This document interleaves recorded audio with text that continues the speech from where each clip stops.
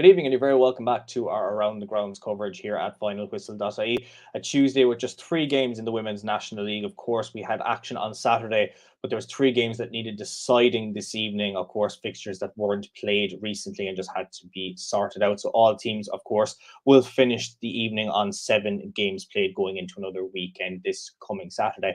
Of the three games, we will start with the meeting between DLR Waves and Athlone at the UCD Bowl. DLR Waves looking to continue a good spell of form and try and get back up toward the top of the table, while Athlone are definitely just trying to get a couple of points and get another good showing under their belts this season. Watching the action at the Bowl was Sean Comer.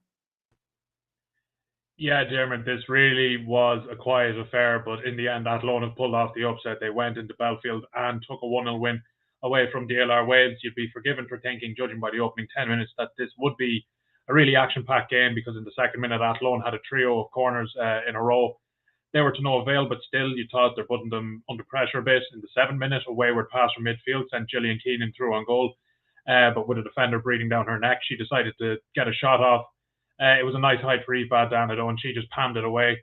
And I mean, from there on in, for the rest of the half, neither side was really getting any chances. I suppose DLR were probably pressing a bit more, but none of them were clear-cut. There was a few speculative efforts. Athlone really doing a good job keeping them at bay. I thought Jessica Hennessy had a very good game at centre-half for Athlone. I suppose in the 41st minute, a McKevitt cross took a ricochet in the box, and both Fitzpatrick and Malone got shots off, but they were blocked. And that was about as close to DLR got to a goal, I think, really all game.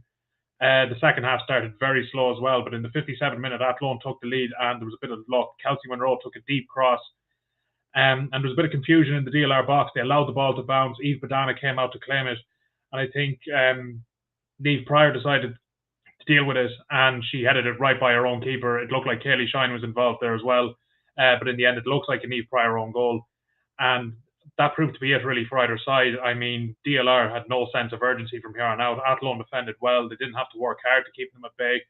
DLR made 4 subs in the 73rd minute to roll the dice, but it really didn't inject anything into them. I suppose Emily Corbett could have finished it off for Athlone in the 75th minute in similar fashion she did Saturday down at Marketsfield. She was sent through from a long ball, and she was bearing down on goal. She got to it before Eve Badana, but she sent her shot wide. And you thought from there on in, maybe DLR might get a chance to get back into it, but they really didn't. Athlone managed to hold on for the win, and I have to say, DLR just did not do enough to get anything from this game. Perfect, Sean. Thank you for that report, as always. Now, two teams locked at the bottom half of the table are, of course, Treaty United and Cork City. They met this evening at the Marketsfield. Treaty, of course, bottom of the table winless this season. Cork have just one win. 3 points for them this evening could see them leapfrog Bohemians in 8th position. Watching the action for us was Jack Joy. Yeah, Diarmuid, Treaty United 0, Cork City 4 at the Marketsfield. Cork were utterly dominant for most of the game, and despite their closeness in the table, Cork looked a level above tonight. Treaty probably had the better of it in the opening half. They had some good chances. Heidi O'Sullivan had a free after Shannon O'Donovan was brought down outside the Cork box, and Heidi O'Sullivan's effort went low to the right. It was just saved by Hannah Walsh in the Cork goal. They won 2 corners after that, 2 consecutive corners, and Jessie Mendes went very close. She headed over with the latter corner, and that was about it for Treaty's chances, to be honest, in that half. Cork got into the game around 20 minutes, and they put Treaty under a lot of pressure. They kind of besieged their box, to be honest. Eva Mangan scored the opener on 28 minutes. She put it into the left of the net. It was Treaty under a lot of pressure, and Cork were starting to get a lot of attempts on goal. Becky Casson, the Cork captain, came in from the right. She beat 2 Treaty defenders. Her effort was deflected out to Mangan, and Mangan's powerful shot went low to the right past Michaela Mitchell in the Treaty goal. I suppose shortly after, Mangan had a second goal. Some great build-up play by Cork this time. It was a good team goal. Becky Casson getting it to Nadine Seward, who Seward put in Mangan in on goal, and Mangan was able to cut it into the left corner this time to put Cork 2-0 up. Michaela Mitchell in the Treaty goal did make a few good saves as the half it went into the closing stages to keep Cork out, but it was all Cork really for the rest of that half. Treaty made 4 subs at half time. in an effort to make any impact on the game, but they really failed in their efforts. They persisted with a long ball strategy all game, and Cork's high line really kind of had them sorted out in the second half. I'd say they were called offside umpteen times in that half.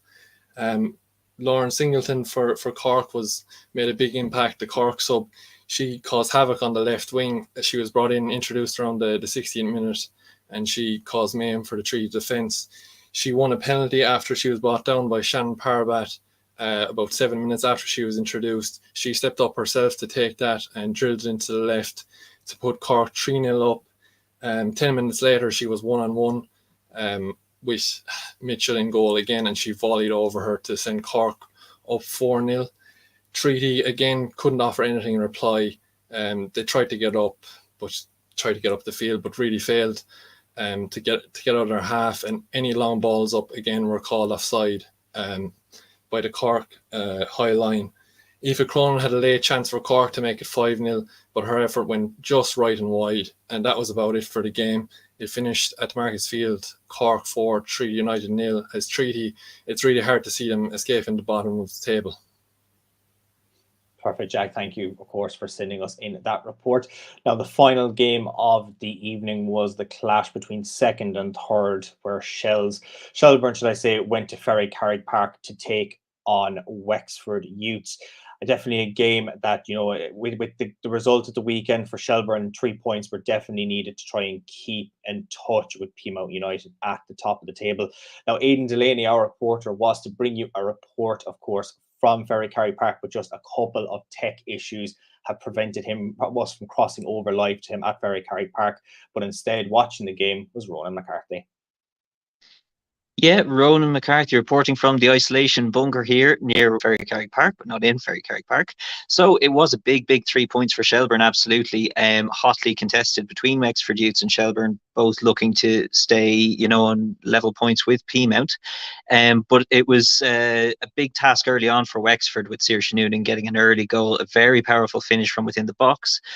Wexford settled into the game by about, say, 30 or 40 minutes. Maeve Williams made a super save 1-on-1, but there were chances of Wexford's own with Aoibhinn Clancy coming close.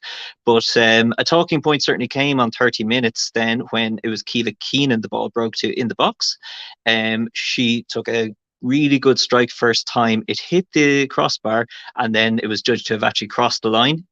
We will leave it up to you, your own judgment as to whether it went across, but that was certainly the referee's decision, and so 2-0 it was at half-time. Coming into the second half then, Wexford did make a few changes. Emma Donoghue was brought on, and then the usual left-winger, Ciara Roster, was brought on to the right. It did create some good chances for Wexford Youths, but no goals came, and final score then at Ferry Carrick Park was Shelburne 2, Wexford 0. Perfect, Roland. Thank you, of course, for deputising and sending us in a report of the game between Wexford Youths and Shelburne this evening. Now, you can see the results, of course, at the bottom of your screen, just the 3 games, of course, this evening. But we will take a look at the league table and see what has occurred, should I say, this evening as to where teams are, of course, positioned. As Ronan mentioned, it is, of course, Shelburne and Peamount remaining locked at the top of the table. Just 4 goals, of course, separating the 2 teams, both level on 18 points. Wexford, of course, remaining in third on 15 points. They're 4 clear ahead of DLR Waves. And Athlon's victory this evening sees them climb from 7th position up to 5th, and Cork City climb above Bohemians into 8th. And just looking at the statistics coming from the Women's National League as well, top goal scorers, Anya O'Gorman, after her impressive display at the weekend, of course, remains the top goal scorer. Very few, just hardly know. I don't think there is any changes, to be honest, at the top of the goal scoring stats. Ellen Malloy, of course, who was playing this evening, unable to get on the target, but she sits in 2nd place on 6. And looking ahead, we'll move on and look at the fixture list. Of course, we have more fixtures coming for you over the next couple of days, starting, of course, on Friday evening with action from the Premier Division, all games kicking off at 7:45 unless stated otherwise. St. Patrick's Athletic taking on Derry, Dundalk meeting Drogheda, Bohemians taking on UCD, Finn Harps and Shelburne, of course, kicking off at 8 o'clock. And a change to the fixture list with Sligo Rovers now taking on Shamrock Rovers at 7:45 on Friday instead of on Saturday evening. On the first division games, of course, all these games will be kicking off at 7:45 as well. Treaty United taking on Galway, Cork City against Longford, Bray Wanderers against Cove, and Athlone against Wexford. And then, of course, Women's National League action continues on Saturday. And Shelbourne will be looking to continue their form as well from tonight. They entertain Treaty United at 2 o'clock. DLR Waves host Cork City at 4. Peamount take on Bohemians at 5. Galway take on Wexford Youths at 6, and Athlone Town looking for 2 wins in a row, should I say, against Sligo Rovers at 7 p.m. Now, that is all from us from this evening. Remember, all reports will be up on the Finalwhistle.ie website, along with the league tables and everything like that. We'll be back to you tomorrow evening with our Women's National League podcast at 9 o'clock, our Rugby podcast at 8, and our League of Ireland podcast at 7 p.m. as well. 3 jam-packed shows with plenty of talking points across each of those shows as well. And we'll be back for Around the Grounds coverage on Friday evening at the usual time, around 9:45. But you can, of course, make sure to turn on your notifications on your social media platforms and get notified when we go live. And we'll be back as well on Saturday for more action in the Women's National League.